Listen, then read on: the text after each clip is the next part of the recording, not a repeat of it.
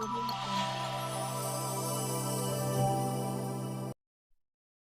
alaikum, dear students. This is Miss Aisha Anwar from Biotic Academy. Hope you are enjoying my videos and understanding the concept which I am teaching you about biology. Today my topic is about nutrition in plants, how plants are preparing their own food, and why we call plants as autotroph organisms. First of all, you should know what are autotrophs. Autotrophs are those organisms which have this ability to prepare their own food. With reference to this thing, we consider plant as autotroph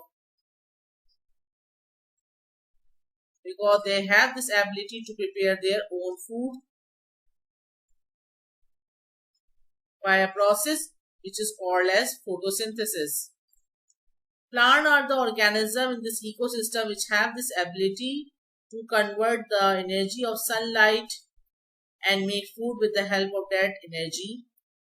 That energy of sunlight is basically converted into the chemical energy through this process of photosynthesis.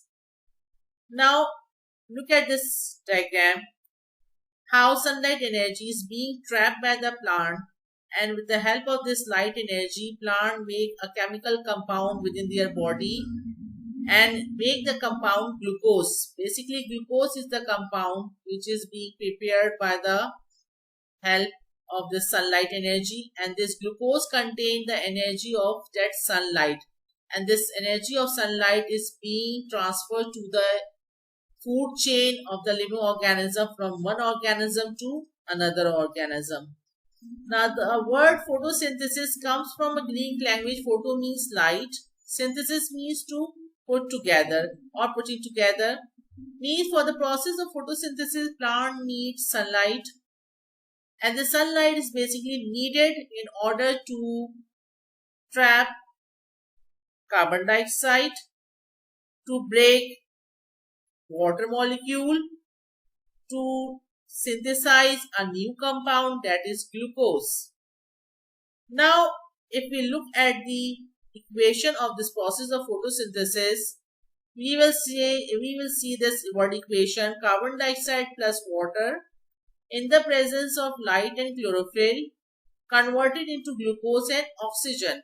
Now carbon dioxide is being trapped by the plant during the daytime, and water is being absorbed by the plant through the roots throughout the daytime, and these two compounds put together by the plant in the presence of sunlight energy, which is basically being trapped by the plant with the help of this pigment, that is chlorophyll.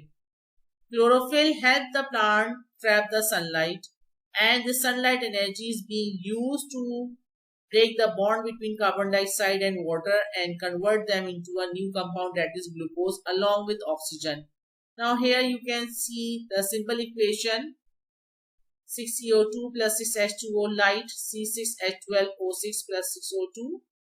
In the exams, you may get this question to write word equation or simple equation for the process of photosynthesis. Now, if we discuss about the process of photosynthesis, we focus more on light because the main part of this process of photosynthesis takes place in the presence of light. Means light is a very important factor for this process of photosynthesis, and in order to trap the light, plant needs some specialized organelles which help them to trap the sunlight. Now this is that specialized organelle that is called chloroplast. Chloroplast is basically present in the green part of the plants, and they basically contain a green pigment called chlorophyll. This chlorophyll is basically have this ability to trap the sunlight. As I told you that light is needed by the plant in order to break the bond of carbon dioxide and water and to make a new compound, that is glucose. So sunlight is being trapped by this chlorophyll which is present in an organelle which is called chloroplast. So chloroplast contain chlorophyll, and chlorophyll is essential for photosynthesis so that the plant can make its food. Now you can see this LS of chloroplast. We can see the LS of chloroplast, how it look from inside. Now if we take the LS of this chloroplast, we will see that it is of double layer. the outer membrane layer and the inner membrane layer, and now inside it we can see the stack of structures which are called granum, and chlorophyll are present within them. These chloroplasts are the site of photosynthesis. These stacks are called thylakoid.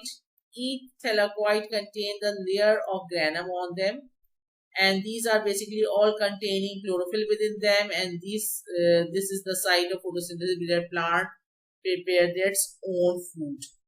Now we are discussing about the importance of chloroplast for the process of photosynthesis, and we are focusing on this point that chloroplast contain chlorophyll which is needed for the process of photosynthesis and make the plant capable enough to perform the process of photosynthesis. What if the plant doesn't contain chloroplast? Will they be able to perform the process of photosynthesis? The answer is no. In the absence of chloroplast, plant won't be able to perform the process of photosynthesis. We can prove this statement with the help of an experiment. Now here you can see a leaf which is called variegated leaf. What are variegated leaves? Variegated leaves are the leaves which are having the patches of yellow color, yellow area over them. These are the areas which do not have chlorophyll in them.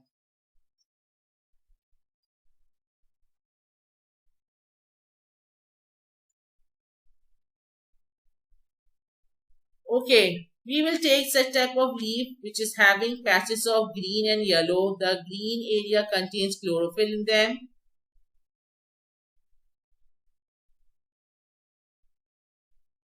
And the yellow area does not contain chlorophyll.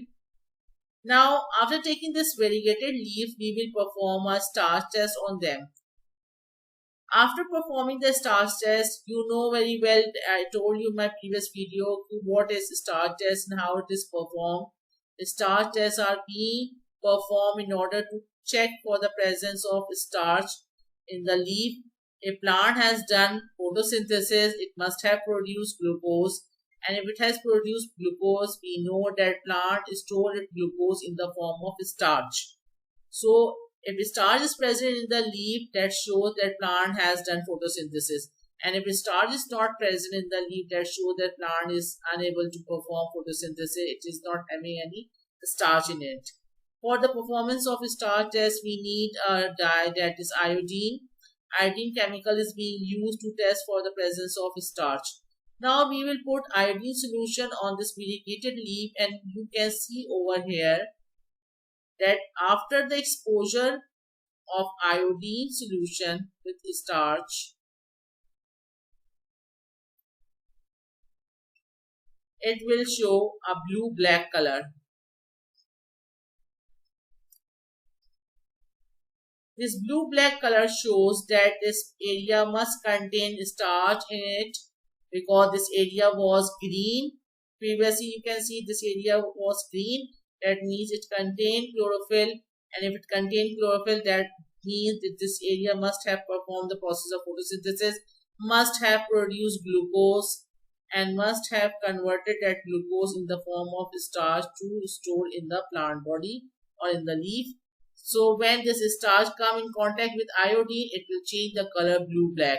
So this area now you can see over here that it converted to blue-black after the starch test. And the area which was yellow in color, that shows that I told you that this area is yellow because it doesn't contain chlorophyll in it. So here you can see that this area appears whitish, colorless, because this area doesn't contain starch, because that area was lacking the chlorophyll. So despite of exposing to the sunlight, this area was unable to perform the process of photosynthesis because that sunlight was not being trapped by the chlorophyll which is present in the chloroplast. So in this way, through this experiment, you can see that how chloroplast is important for the process of photosynthesis and how this organelle help the plant to be autotroph, to be capable enough to prepare its own food. Hope the concept which I have discussed today, you have understood it, clearly understood it, and it sound interesting to you. This is my Miss Aisha Anwar from Biotic Academy. Till then, till my next video, take care. Allah Hafiz.